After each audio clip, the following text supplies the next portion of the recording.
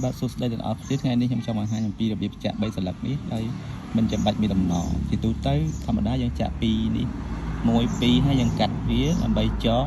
ហើយនៅពេលដែលយើងចាក់ជាខាងក្រៅនេះបើយើងភ្ជាប់មកមួយទៀតបានអាចកើត3សន្លឹកប៉ុន្តែក្នុងថ្ងៃនេះខ្ញុំបង្ហាញពីរបៀបចាក់3សន្លឹកយើងតែម្ដងដោយមិនចាំបាច់មានដំណទេ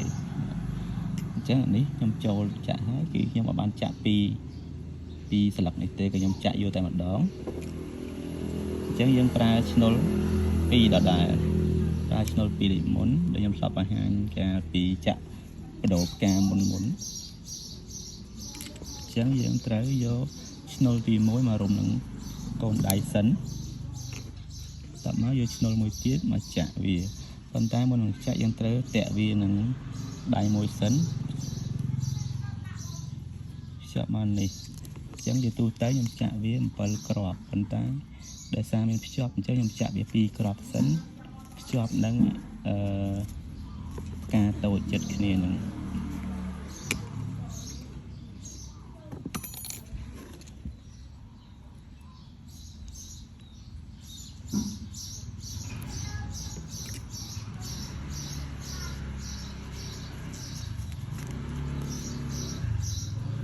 ចឹង2គ្រាប់ហើយខ្ញុំចាក់5គ្រាប់បន្តទៀត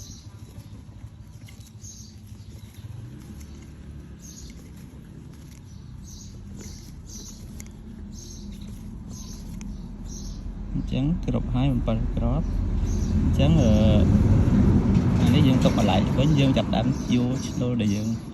រុំកូនដៃហ្នឹងបន្លែមកវិញហើយយើងចាក់សន្លឹកទី1ភ្ជាប់នឹងត្រចៀកនេះអញ្ចឹងសន្លឹកហ្នឹងយើងចាក់7គ្រាប់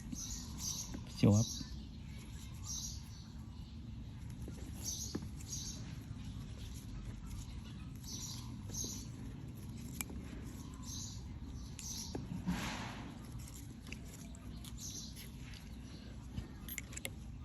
7គ្រាប់ហើយភ្ជាប់មក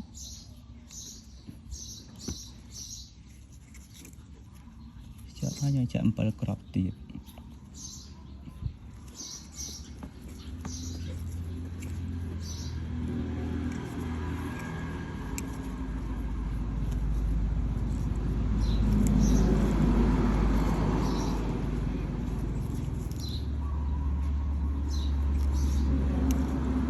ចឹងយើង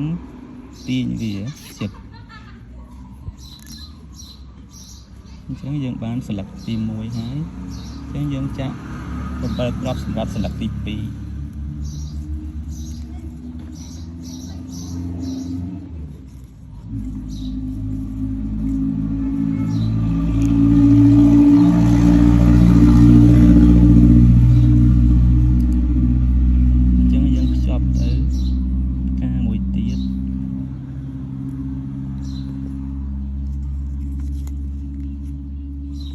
ចឹង7គ្រាប់ទៀត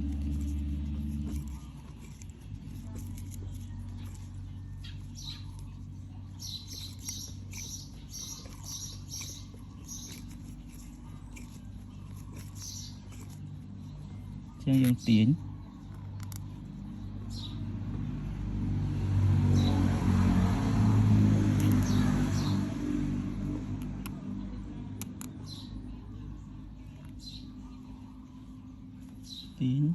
បន្ទាប់ពីទាញហើយអញ្ចឹងយើងបាន2សន្លឹកហើយ2សន្លឹកហើយដោយសារសន្លឹកទី1នេះយើងចាក់ដបបានតែមួយចំហៀងទេអញ្ចឹងយើងនៅសល់មួយចំហៀងទៀតយើងយកអក្សរដែលយើងចាក់ឈ្នុលយើងចាក់ហ្នឹងមករុំកូនដៃដូចមុនដដែលហើយយកឈ្នុលដើមទី1មកចាក់វិញអញ្ចឹងយើងចាក់តែ5គ្រាប់ទេចឹងអានេះយើងទាញឲ្យតឹងមកយើងរឹបវាឲ្យតឹងដល់គ្នាហើយភ្ជិតហើយដើម្បីបញ្ជាក់ថាយើងចាក់ទៅវាអត់ចងយើងត្រូវទាញវាមើលសាកមើលសិនថាតើវាទាញបានអត់ហើយដល់យើងចងនេះយើងទាញបានយើងចាក់តទៀតទៅយើងយក5គ្រាប់ហ្នឹងមិន